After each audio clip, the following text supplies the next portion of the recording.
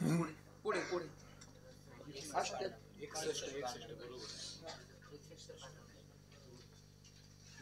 61 पारायण परिच्छेद अनादिचा विषय विचार. जगत विचारामध्ये जगत अनादि आहे. तेव्हा कोणतीही वस्तू म्हटल्यानंतर तिला आदी असं उत्पत्ती असते. जगताची उत्पत्ती मानली तर अनादी म्हणता येत नाही. आणि अनादी असेल तर माझा एक आता लक्षामध्ये तुमच्या मग अनादित्वाविषयी विचार केला आहे. मग अनादी तुम्ही म्हणता त्याला प्रारंभ कसं कधीतरी असला पाहिजे. त्याचा प्रारंभ काय करता येत नाही. त्याला अनादी बीज वृक्ष न्याय म्हणतात. वृक्ष अगोदर म्हटला बीजाशिवाय वृक्ष आला कुठून. बरं बीज अगोदर म्हटलं तर अगोदर कोण. हुशार लोकांना सांगितलं पाहिजे अरे अगोदर कोण. बुद्धिमान माणसाला याचं सुद्धा उत्तर देता येत.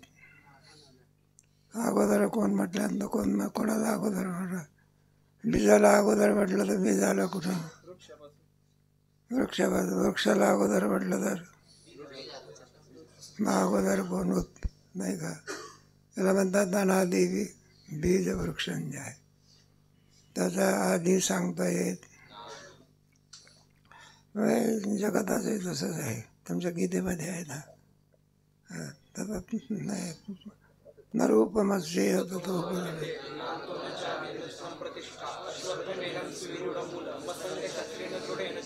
नांतोनुजादी न च संप्रतिष्ठा. संसार वृक्षाला काय नाही आधी नाही. म्हणजे अरे अनादी आहे. आधी नाही तर अनादी नाही तर आधी काय करेल नाही का. त्याच्यामुळे नच संप्रतिष्ठा नाही का. नरूपमस्य याचं जगताचाच वर्णन आहे बा. कोणत्या श्रीमद भगवद्गीते 15 अध्यायामध्ये आहे. त्याचाच नरूपमस्य याचं तो पद आहे. त्याच्यामध्ये अध्यारोप केलेला आहे. पहिला करत काय करायचं अध्यारोप. बरं का. मग हे झाल्यानंतर त्याचा अपवाद करायचा. पहिले उभारणी करायची आणि मग पुढे त्याचा लय करून टाकायचा. त्या 2 श्लोकामध्ये गीतेच्या अध्यारोप आहे. ऊर्ध्वमूलमधश्च. त्याचं स्वरूप सांगते वेळी सांगा नरूपमस्य नांतोनुजादी अश्वत्थम येनम स्वे. आपल्याला अनादी घ्यायचे. कोणता शब्द घ्यायचा. जगत विचारामध्ये नाही का भगवान श्रीकृष्णाने अनादी म्हटलेलं आहे. त्याचा आधी सांगता येत नाही. त्याला काय म्हणायचं. कितीही बुद्धिमान असल्या शास्त्राचा अनादी सांगता येत. मग आता प्रश्नाचा जाऊ द्या. वेदांत विचाराधी काय आपल्या थोडक्यामध्ये उत्तर बघू. कारण तुमचं तर शास्त्र सांगतं एकच परमात्मा आहे. काय काय काय स्वतः सजातीय विजातीय भेद रे. विजातीय भेद कशाला म्हणतात.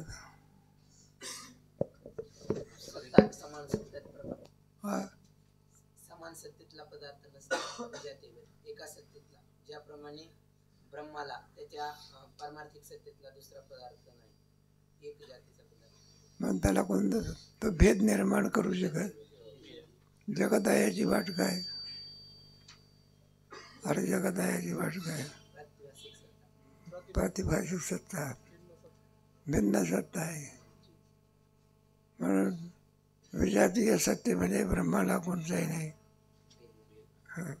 मग असा जर परमात्मा आहे मी जगत आला कुठून. अरे एकच एक परमात्मा आहे तर मग जगत आला नाही का. हा म्हणायला लागला मी ब्रह्मचारी आहे तर मग मुलगा आला.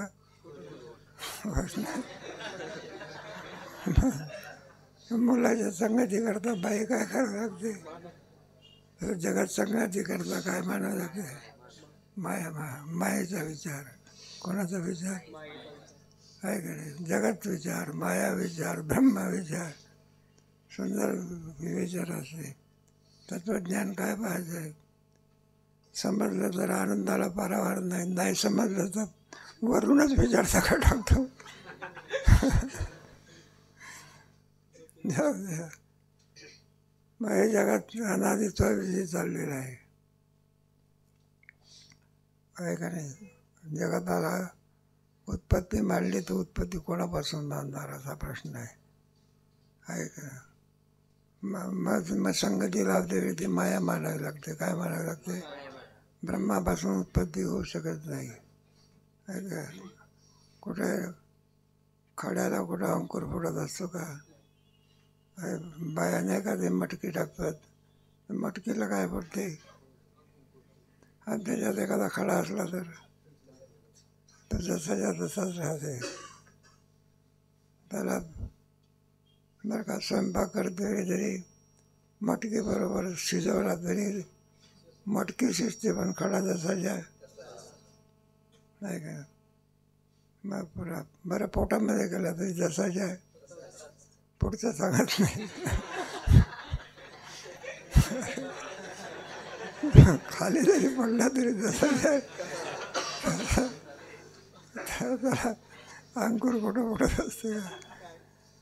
ब्रह्माला जगतरूपी अंकुर नाही, माया लावायची. काय लावायची? मग जगत कारण कोण आहे? माया. जाऊ दे. अनादित्व वाचा. परिच्छेद क्रमांक 2. जगताच्या अनादित्वाविषयी विचार. जगताच्या अनादित्वाविषयी काही लोकांचे म्हणणे असे आहे की जगताला केव्हा तरी आरंभ हा असलाच पाहिजे. हे म्हणणे साधारण मनुष्यबुद्धीच्या आटोक्याबाहेरचे नाही. ते कोणासही कबूल करावे लागेल. आटोक्याबाहेरचे नाही आहे शब्द वाचा की. अरे हे म्हणणे कोणत्याही बुद्धीच्या आटोक्याच्या काय नाही, आटोक्याच्या बाहेरचे नाही.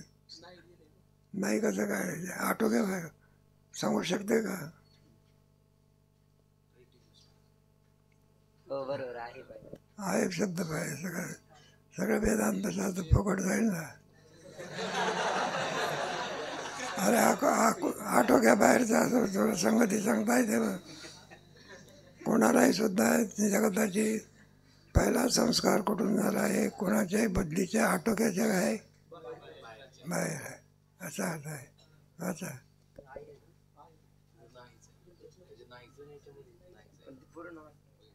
पूर्ण वाक्य वाचतो. आटोक्या बाहेर जे आहे म्हणजे सांगू शकत नाही.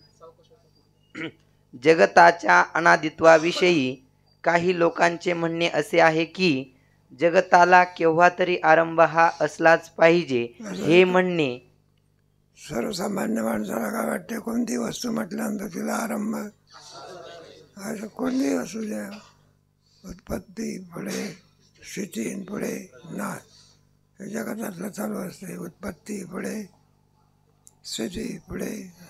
आता आपलं शरीर आहे, उत्पत्ती पुढे स्थिती त्याची, आणि प्राण निघून गेला म्हणजे नाश, सारखं चालू असते की.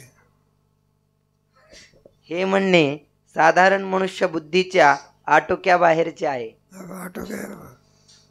आटोक्या बाहेरचं आहे. किती बुद्धिमान मनुष्य असला तरी याचं उत्तर देऊ शकत पडे. ते कोणासही कबूल करावे लागेल यात शंका नाही. कोणाला कबूल काय आहे का? बुद्धी चालते. तुम्हाला विचारलं अगोदर बीज का वृक्ष? किती बुद्धिमान असू द्या, सांगता येते का? हे मनुष्य बुद्धीला कुठेतरी थांबावं लागते. काय करावं लागतं पुढे. उत्पत्ती मांडली म्हणजे प्रथमच्या जगताच्या उत्पत्ती संस्कार कारण कोठून आणणार ही लोकांची. उत्पत्ती मांडली जगताला. काय मांडली? उत्पत्ती सहजासहजी होते का? त्याला उपादान कारण पाहिजे. अरे घटाची उत्पत्ती करायची असेल मग काय पाहिजे? आणखी कुंभार पाहिजे, पाहिजे ना कोणतरी. माझा जगताची उत्पत्ती मानली कोणापासून झाली? अभावातून निघते का? अरे काही नाही मधून काही निघते. नाचतो विद्यते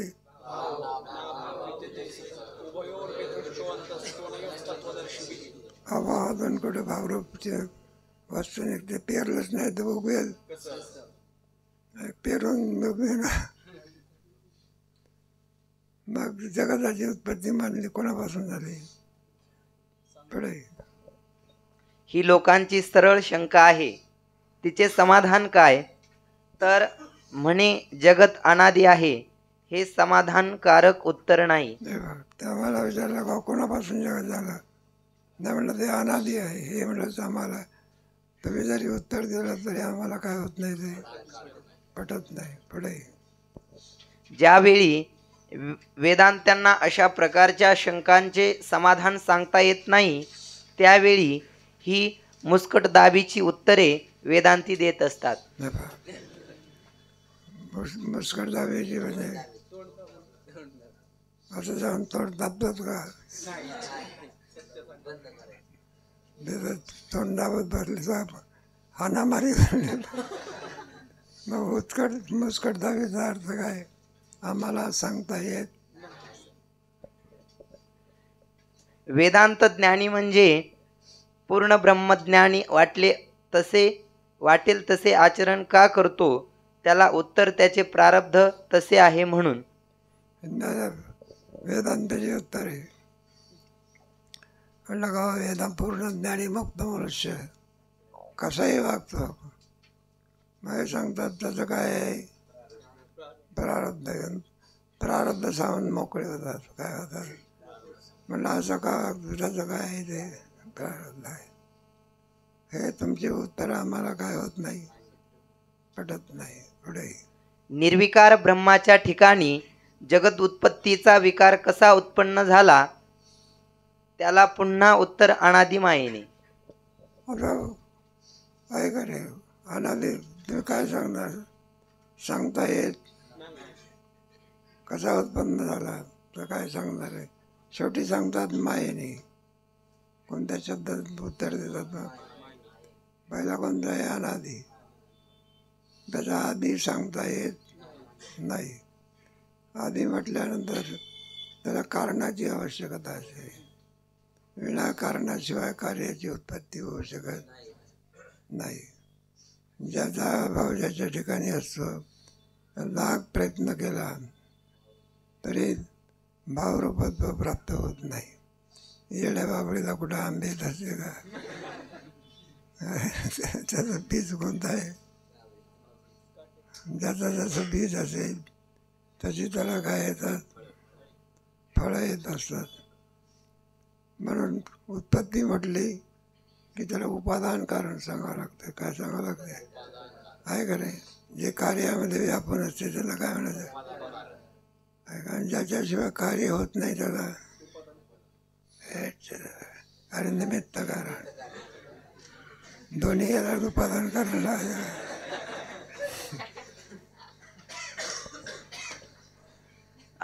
अनादी प्रारब्ध माया ही उत्तरे देणे म्हणजे पर्यायाने ह्याचे उत्तर आम्हाला सांगता येत नाही, पण ह्याचे पुढे तुम्ही काही बोलू नये असे सांगण्यासारखे आहे.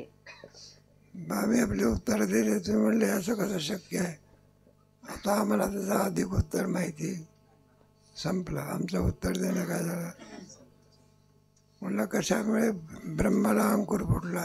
मायेमुळे. काय म्हणायची? माया. पुढे यापेक्षा यांचे उत्तर आम्हाला देता येत नाही असे आपले अज्ञान कबूल करणे चांगले, पण असा तोंड दाबून बुक्क्यांचा मार नको.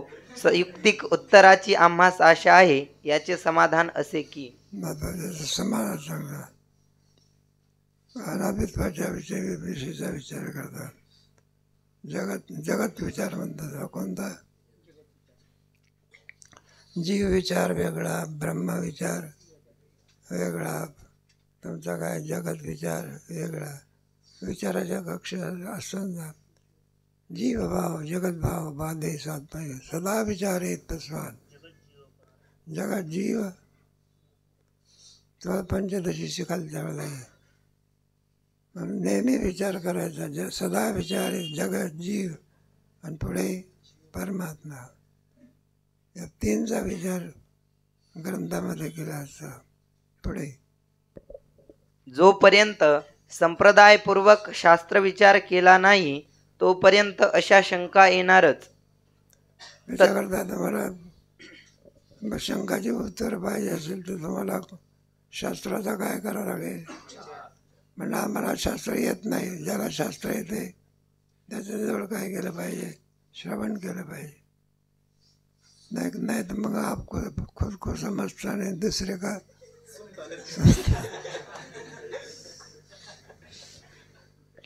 तत्वविचारामध्ये जीवांना फसवून किंवा त्यांचे तोंड दाबून वाटेल ते सिद्धांत त्यांच्यावर लादण्यात सर्वज्ञ दयाळू शास्त्रकारास या शंकेखोरापासून काही मिळवायचे नाही, ही गोष्ट प्रथम लक्षात ठेवली पाहिजे.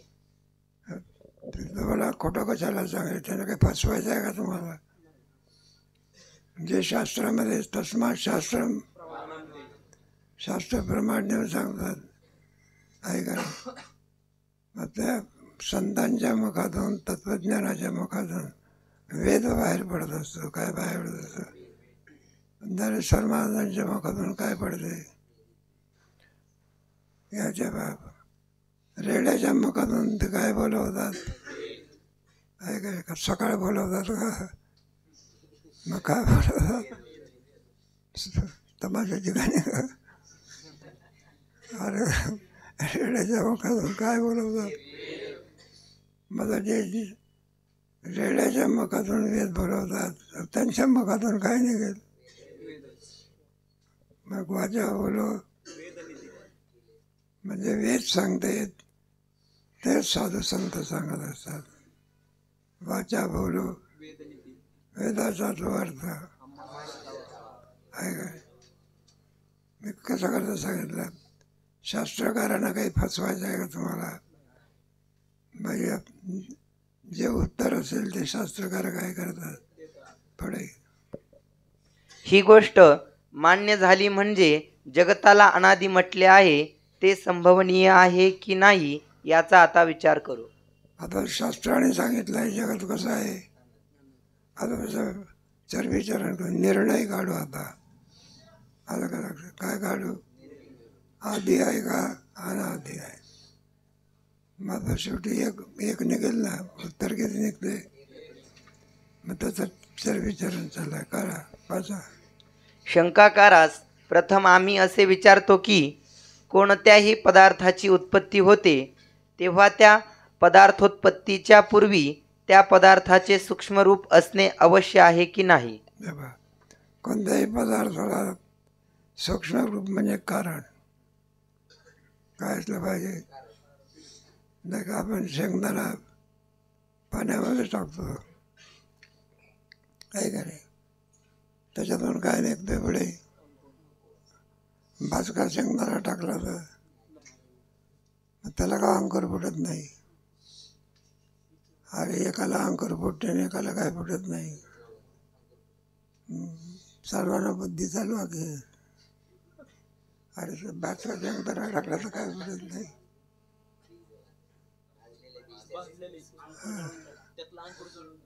अंकुर फुटून गेला.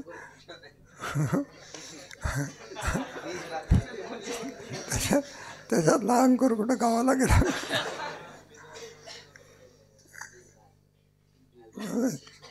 सूक्ष्म त्याच्यामध्ये बीज काय केलं पाहिजे मांडलं. ते बीज काय होऊन गेलं म्हणून अंकुर काय होत नाही फुटत नाही आहे का नाही. म्हणजे त्याला अंकुराला आहे का नाही जे पाहिजे. कोणामुळे ते पाणी निमित्त कारण आहे. पाणी कोणतं कामाला आहे. पाणी काय करणार आहे नाही का. भाजका बीजाला अंकुर का फुटत नाही म्हटलं पाण्यावर दोष द्यायचा का. अरे भाजक्या बीजाला अंकुर का फुटत नाही पाण्याला दोष द्यायचा का. मग कोणाला दोष द्यायचं? त्याच्यातलं काय केलं? निमित्त कारण आहे. पाणी हे काय, त्याला काही ना काहीतरी कारण असलं.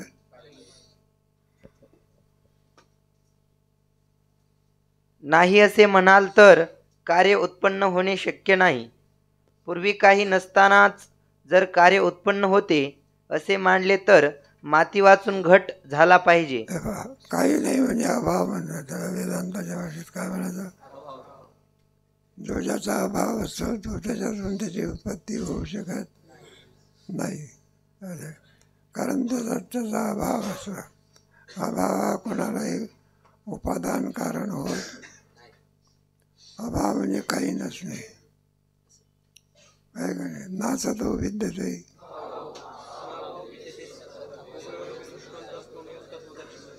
असत्व पदार्थाला कधी भावरूपत्व प्राप्त होत, सत्पदाचा कधी अभाव होत. काय काय सत्पद ब्रह्माचा कुठं अभाव होतो का कधी? गोड श्लोक आहे आपल्या. जाऊ द्या, आपण कशा करता चालला आपल्याला. त्याला हे उत्पत्तीच्या पूर्वी सूक्ष्म रूप काय केलं पाहिजे? दुधा वाचून दही झाले पाहिजे. कारण पूर्वी काही एक नसले तरी कार्य उत्पन्न होते असे तुमचे म्हणणे आहे. हे पहा, काही नसलं तरी होते असं जर तुमचं म्हणणं असेल, मग काय झालं पाहिजे? दूध नाही तरी काय झालं पाहिजे? म्हटलं तर अजब सिद्धांत आहे. नाही का? दुधाचं दही कसं होते हे तर शास्त्रकाराला सांगता येत नाही. शास्त्रकाराला विचारलं दुधाचं दही कसं झालं, कुठं सांगता येते? विज्ञानशास्त्राला सुद्धा सांगता येत. आसाराम बापू सांगायचे. एकाने विचारलं, म्हटलं का हे दही कसं झालं दुधाचं? रात्री कसं होतं ते? दूध होतं. सकाळच्या पारी उठल्यानंतर काय झालं? म्हटलं कसं झालं? म्हणला दूध झोपलं. काय झालं ते? सकाळी उठलं तर दूध दही झालं. ते आसाराम बाबांनी सांगितलं. शास्त्रकाराला सुद्धा सांगता येत. हे बा, एखादा आंबा असो पिकण्याच्या झाडातून पासून तोडून आणला तर हिरवा दिसतो. काय दिसतो? आणि पुढे पिकला म्हणजे कसा दिसतो? पिवळा लाल दिसतो. असा मला तो लाल रंग आला तर विज्ञानाला सुद्धा काय करता येत नाही. ते का कोणी काही प्रश्न देत होता का? जाऊ द्या, सांगितलं. म्हणून एक अभावापासून भावाची उत्पत्ती होत नाही. त्याला कारण मानावं लागतं. काय मानावं लागतं? विनाकारणाशिवाय कार्याची उत्पत्ती होऊ शकत, मातीशिवाय घाट होऊ शकत नाही, दुधाशिवाय काय होत नाही. याकरिता कार्याचे पूर्वी कारण नसताना कार्य उत्पन्न होते असे म्हणणे योग्य नाही. आणि कारणच नाही तर कार्य कसं उत्पन्न होईल? अरे काय नाही, मग कार्य कसं उत्पन्न होईल? कार्योत्पत्ती करता अगोदर काय पाहिजे? कारण पाहिजे. तर कार्याची काय उत्पत्ती होईल? शेतकऱ्याने पेरलंच नाही तर अंकुर निघेल का? मग अंकुर किंवा अगोदर काय करावं लागते पुढे? आणि जर कार्योत्पत्तीच्या पूर्वी त्याचे सूक्ष्मरूप असणे अवश्य आहे असे म्हणाल तर त्या पदार्थाचे अनादित्व तुम्ही आपल्या तोंडानेच कबूल केले असे सिद्ध झाले. हे पहा, तुम्ही जर म्हटले कार्योत्पत्तीच्या पूर्वी कारणाची काय आहे, आवश्यकता आहे, असं जर म्हटलं तर तुम्ही तुमच्या मताने अनादित्व काय केलं? सिद्ध केलं. कारण काय होत असते? कारणापासून कार्याची उत्पत्ती आहे. आणि पुढे पुन्हा कारणाची उत्पत्ती कोणापासून सांगता येत नाही. बरेच विचार असतो त्याच्यामध्ये. एखादा अनादि आता ईश्वर आहे, ईश्वराची उत्पत्ती सांगता येते का? नाही का? ईश्वराकरता एक दुसरा ईश्वर मानावा लागेल. दुसऱ्या ईश्वराकरता त्या अनवस्था प्रसंग येईल. काय ईश्वराची सुद्धा उत्पत्ती मानता येत, जीवाची मात्र मानता येते. अरे जीवाची काय करता येते, ईश्वराची मानता येते का? ईश्वर कसा आहे, अनादि. ब्रह्म कसा आहे, माया.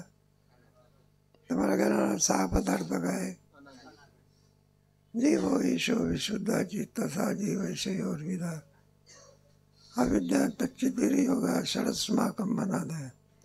शास्त्रकार याची उत्पत्ती सांगू शकत नाही. मायेची उत्पत्ती कोणापासून झाली, ब्रह्मापासून का, जीवापासून का, ईश्वरापासून का? मग काय म्हणायचं, अनादि. माया कशी आहे, ब्रह्मज्ञान झालं की संपली. अनादि शांत म्हणतात बरं का. ब्रह्म कसं आहे, अनादि अनंत. समजा जमिनीवर एक गवताचा अंकुर उत्पन्न झाला आहे. तो अंकुर उत्पन्न होण्यास त्या गवताचे सूक्ष्मरूप म्हणजे बीज जमिनीत असले पाहिजे. गवताचे बीज म्हणजे गवताचीच सूक्ष्मावस्था. ह्या विचारात असे ठरते की गवत ही स्थूलावस्था व बीज ही गवताची सूक्ष्मावस्था. बीज ही सूक्ष्म अवस्था आणि कार्य ही स्थूल आणि सूक्ष्म. स्थूलात सूक्ष्माची काय असते, ज्या ते गवत दिसते त्यावर त्याचं बीज काय केलं पाहिजे. जर आपण बीज नाही मांडलं तर खडकावर दिसते का गवत, मग त्याचं बीज काय केलं पाहिजे. आता त्याच्यामध्ये कोण अगोदर हा प्रश्न आहे, काय करे. स्थूलाशिवाय बीज आलं कुठून, बीजाशिवाय स्थूल आलं पुढे. ती गवताचीच सूक्ष्म अवस्था कोठून आली, तर पूर्वीच्या स्थूलरूप असलेल्या गवतापासून. ह्या प्रश्नोत्तरांची मालिका केव्हाही थांबणे शक्य नाही. तुम्ही सारखं विचारतच राहणार, बीज अगोदर का वृक्ष, वृक्ष अगोदर का. तुमचंही सांगणं संपणार नाही आणि आमचंही उत्तर देणार. यालाच अनादि वृक्षबीज न्याय म्हणतात. त्याला कोणता न्याय म्हणायचा, त्याचं उत्तर कोणाला देता येत नाही बरं का. सामान्य माणूस काय करणार, शास्त्रज्ञानाने सुद्धा विचार. शेवटी वेदाने सुद्धा अनादि शब्द ठेवला आहे. कोणता, गीताकाराने सुद्धा जगत विचारामध्ये जगताला अनादि शब्द ठेवला आहे. म्हणजे त्याला अनादि का म्हणता, जगताची उत्पत्ती सांगायला सांगितली. म्हटलं सांगता येत नाही, त्यालाच म्हणायचं आहे, पण त्याची उत्पत्ती सांगता येत, त्याला अनादि असं म्हणतात. पुढे याशिवाय दुसरे काही समाधानकारक उत्तर असेल तर विचार करून शंकाकारांनी सांगावे. आम्ही सांगितलं तुम्हाला, अनादि उत्तर दिलं. काय दिलं, यापेक्षा चांगलं उत्तर असेल तर आम्ही आपलं उत्तर काय घेऊ, बरं आम्ही आपला नाही का यशस्वी माघार घेऊ. पण तुमचं उत्तर आम्ही मान्य करू, पण आम्हाला इतका विश्वास आहे याच्या पलीकडे तुम्हाला सुद्धा उत्तर देता येत. उत्तराची कक्षा काय झाली, संपली. पुढे आम्ही आपले अनादि उत्तर मागे घेऊन तुमचे म्हणणे कबूल करू, पण आमची खात्री आहे की या वृक्षबीज दृष्टांतात प्रथम आरंभ बीजाचा आहे की वृक्षाचा आहे सांगा. असे विचारले तर अनादि आहे असे उत्तर देण्याशिवाय दुसरे समाधानकारक उत्तर कोणत्याही चतुर्बुद्धीच्या पुरुषास देता येणे शक्य नाही. कोणी कितीही बुद्धिमान असू द्या, अगोदर कोणाचं उत्तर द्या, कोणत्याही माणसाला देता येत. बीज अगोदर म्हटलं तर तुम्ही पुन्हा विचाराल, बीज आलं कुठून, गवतापासून. गवत अगोदर म्हटलं तर बीजाशिवाय गवत आलं, मग शेवटी कोणतं उत्तर, अनादि. पुढे त्या वृक्षबीज न्यायाप्रमाणेच जगत उत्पत्तीची व्यवस्था लावणे अवश्य आहे. तुम्ही काय म्हणता, प्रथमचे जगत उत्पन्न झाले तेव्हा त्याच्या उत्पत्तीस संस्कार कोठला आणणार. कारण आम्ही प्रथमच्याच जगताबद्दल विचारतो आहो. ह्याला उत्तर असे आहे की मनुष्य जागृतीत अनेक व्यवहार करीतो आणि उद्या काय करावयाचे तेही निश्चित करून ठेवितो. नंतर ज्यावेळी त्यास रात्री झोप लागते त्यावेळी तो ज्ञानशून्य झाल्यासारखा दिसतो. कधी झोपेवेळी आहे का इंद्रिय नाहीत का ते आपल्या विषयाला जाणू शकत नाही. त्याला प्राणाचा साह्याचा भाग असं आहे. जरी आणखी ते इंद्रिय असली तरी पण सुद्धा ते कार्य करू शकत, कारण प्राण आपल्या याच्यामध्ये लीन झालेला असतो. पण डोळा असूनही पाहू शकत नाही, कान असूनही. तो लिंग शरीर आहे ना ते आपल्या अज्ञानामध्ये लीन झालेलं असतं. त्याच्यामुळे काय सगळे इंद्रिय आहेत पण ते कार्यवाही नाही, काय नाही. पुन्हा जागा झाला की ऐकायला सुरुवात, दिसायला सगळे व्यवहार काय होतात. आणि पुन्हा झोप लागली म्हणजे सगळे व्यवहार काय होतात. फक्त प्राणाचा व्यवहार चालू असतो. कोणत्या अवस्थेत? झोपेमध्ये. कोणाचा? प्राणाचा. बाकी सगळे व्यवहार बंद असतात. आणि प्राणाचा व्यवहार बंद झाला तर राम बोलो पाहिजे मग आता संपलं सगळं. पुन्हा झोप नाही, पुन्हा मग सुशुक्ती नाही, काही नाही. मग सगळ्यामध्ये मोठा कोण आहे? प्राण. डोळा गेला तरी मनुष्य जगतो, कान बहिरा झाला तरी, कर्मेंद्रियात जरी बिघाड झाला तरी जगतो. पण प्राण गेला तर संपलं. मग काय धडधाकडे माणूस असतो ना, हे हार्ट अटॅक येतात नाही लोकांना, चांगले मोठे मोठे. एका पैलवानाला अटॅक आला, कोणाला काय नाही, तिथंच रामभाऊबाई. एक तो क्रिकेटियर होता. तर क्रिकेटियर क्रिकेट करता करता त्याला काय आला, झटका आला. ते क्रिकेट कुठं पडले कोणाला माहिती. मग सगळे व्यवहार कोणामुळे झाले? प्राणामुळे. प्राणाला साह्य कोणाचं आहे? परमात्म्याचा. प्राणस्य प्राणा असं उपनिषदामध्ये. प्राणही सुद्धा हे जे कार्य करतो कोणाच्या शक्तीमुळे? ब्रह्माच्या शक्तीमुळे. चाले शरीर आपलं कशा करता चाललं आहे? जगताच्या अनादित्वाविषयी विचार. जगताचा आधी सांगता येत, शेवटी कोणता शब्द ठेवला?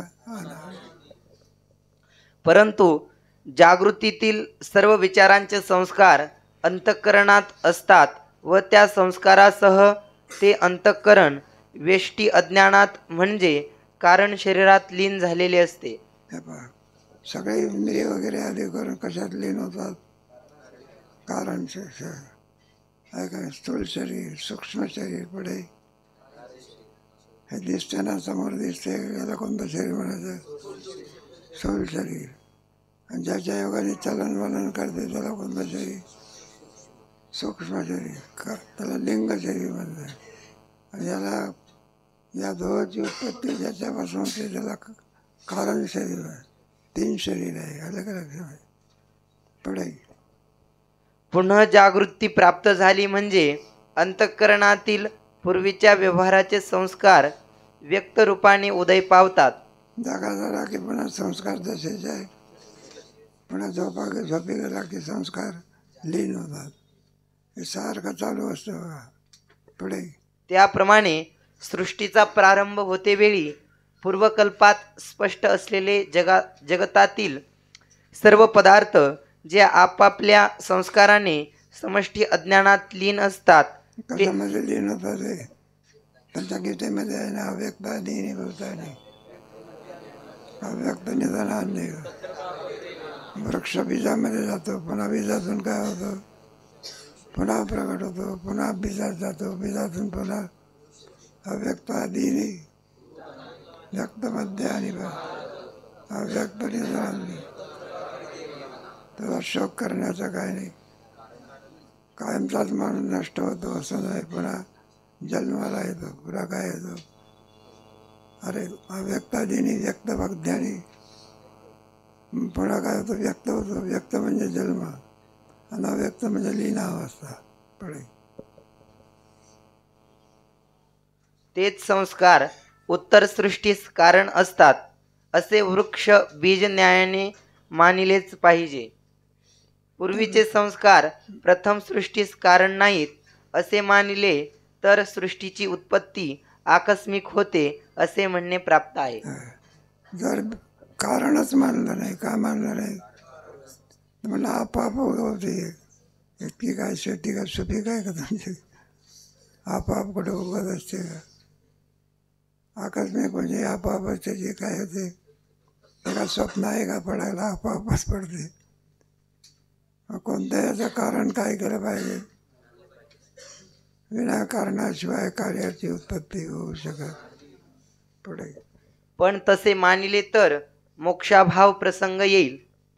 कारण एखाद्याने प्रयत्न करून जगन निवृत्ती केली तरी पुन्हा आकस्मिक जगताची उत्पत्ती होईल.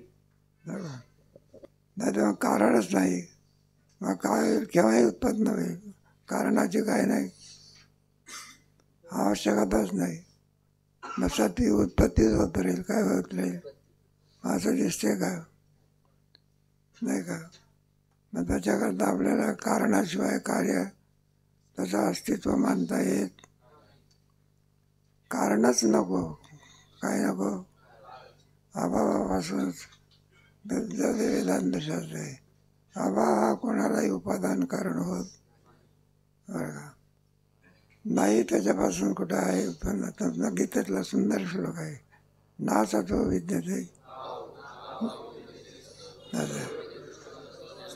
अभावापासून कुठं सत उत्पन्न होते का? शक्य आहे का? मायासुद्धा उत्पन्न करू शकत. मायासुद्धा येड्या बाबळीला आंब्याची फळं आणू शकत. नाही नाही करून दाखवत. पण ते बीजाच्या बाबतीमध्येच आहे. शेवटी ज्याचं जसं बीज असते बरोबर तशीच पानं असतात बघा. असं आहे. पळसाला किती पानं असतात? 4 पानं असायला काय हरकत आहे?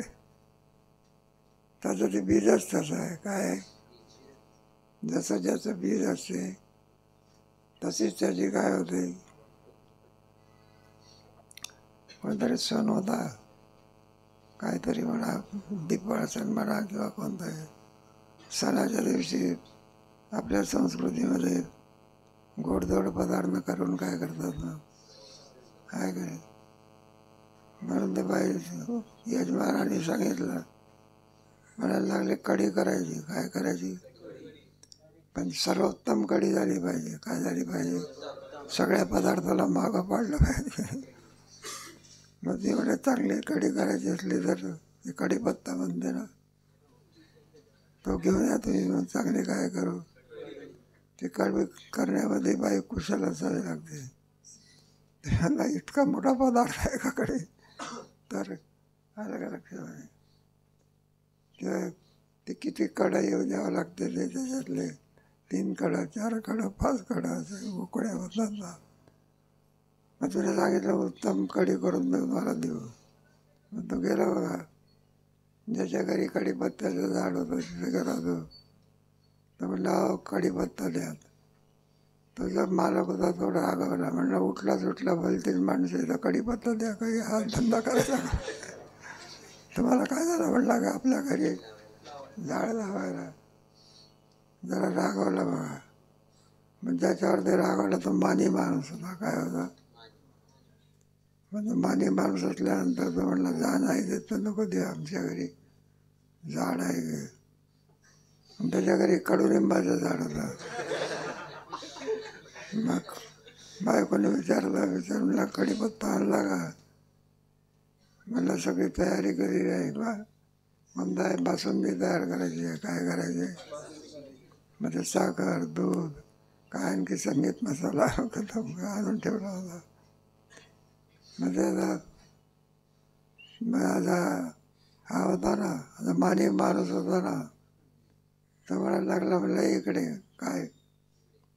मग सांगितलं. म्हणलं हे बा ते साखर आहे ना, बासुंदी करता आणली, घेऊन यायची म्हणाली.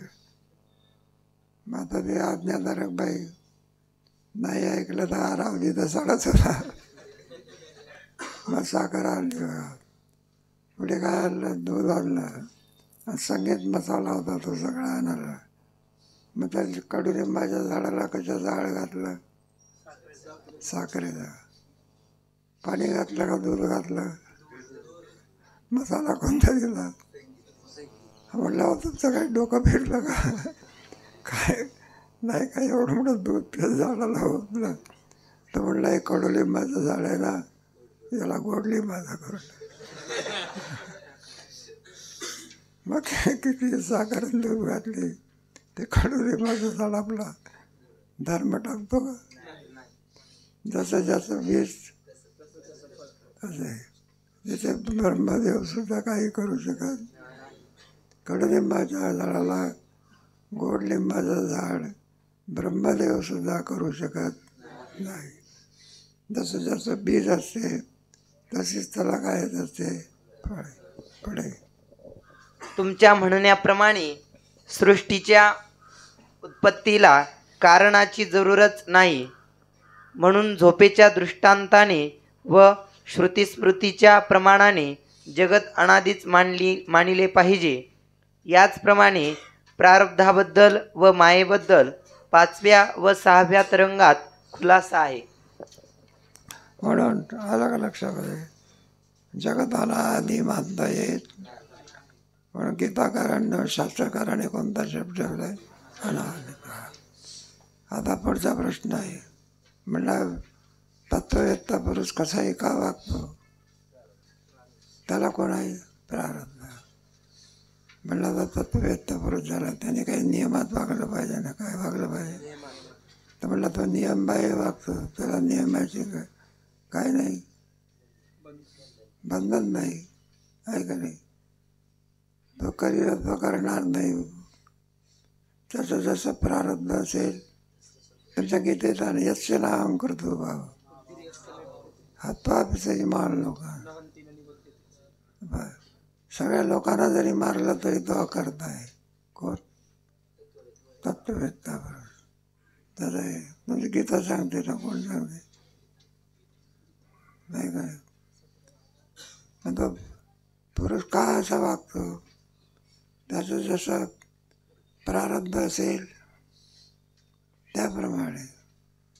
प्रत्येक प्राप्त पुरुषाचं प्रारब्ध सारखं राहू शकत नाही. मग संतांचे उदाहरण त्याच्यात काय करायचे, लावायचे. असे का वागले बा, अमका काय म्हणायचे, गोरबा काका असे का वागले, त्यांचं काय होतं, दुसरं कधीच काय सोडणार. तुमचे जे चोखा मेळा भिंत पडले, तिथं वारा देह पडला, मला असं का झालं, तिथं तत्ववेत्ता होती, त्याचं काय. आता प्रारब्धांवर कसा वागतो, आतापर्यंत कशाचा विचार झाला, जगात अनादी आहे काय. दुसरा विचार कोणता, तत्ववेत्ता पुरुष असा का वागतो, त्याचं उत्तर प्रारब्ध म्हणून. त्याचा अधिक विचार कधी